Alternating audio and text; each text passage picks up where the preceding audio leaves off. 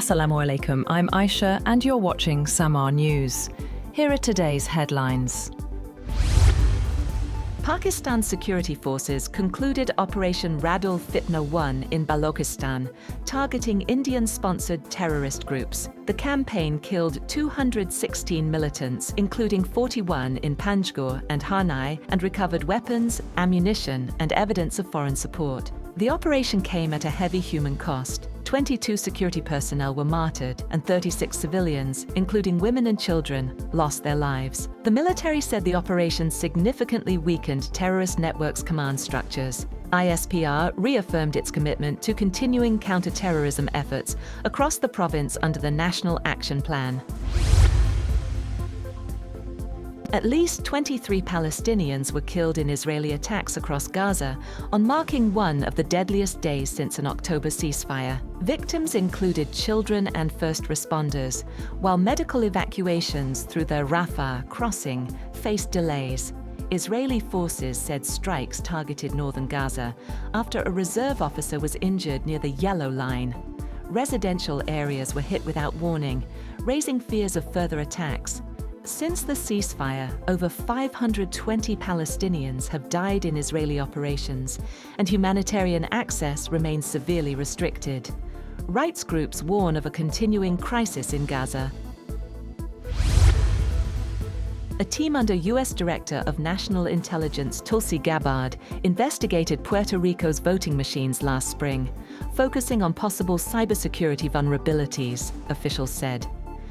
The operation, coordinated with the FBI, examined claims that Venezuela may have hacked the territory's electronic voting systems, but found no evidence of foreign interference. Gabbard's office said it took several machines and copies of data for forensic analysis, saying the review was aimed at identifying election system weaknesses rather than confirming external meddling. Ukraine and Russia began the second day of US-brokered talks in Abu Dhabi on Thursday, following a first day both sides called productive. Kyiv's negotiator Rustem Umerov said discussions focused on concrete steps and practical solutions, while Russia's envoy Kirill Dmitriev reported progress and positive movement. Key issues, including Russia's demand for Ukraine to cede territory in Donetsk, remain unresolved. Trilateral consultations, group discussions, and joint coordination sessions continue as part of the negotiations. Bitcoin hovered just above the crucial $70,000 mark after extending losses in Asian and European trade, falling to its lowest level since November 2024. The decline comes as markets react to expectations that incoming Federal Reserve Chair nominee Kevin Warsh could shrink the Fed's balance sheet, weighing on risk assets.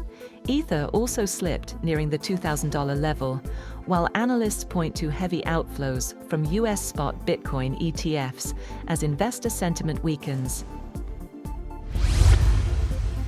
Nuclear talks between the United States and Iran are expected to take place in Oman on Friday, a regional diplomat said, as tensions escalate with a growing U.S. military presence in the Middle East. President Donald Trump warned that bad things could happen if negotiations fail, while Iran ruled out concessions on its ballistic missile program, calling it a red line. The talks were moved from Turkey at Iran's request, with Tehran now seeking strictly bilateral discussions with Washington. It remains unclear whether Arab states will participate. The diplomatic push comes amid confrontations at sea, including the U.S. downing of an Iranian drone near an aircraft carrier and an IRGC incident involving a U.S.-flagged tanker in the Strait of Hormuz.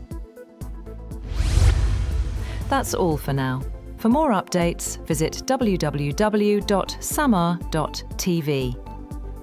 Thank you for watching Samaa News.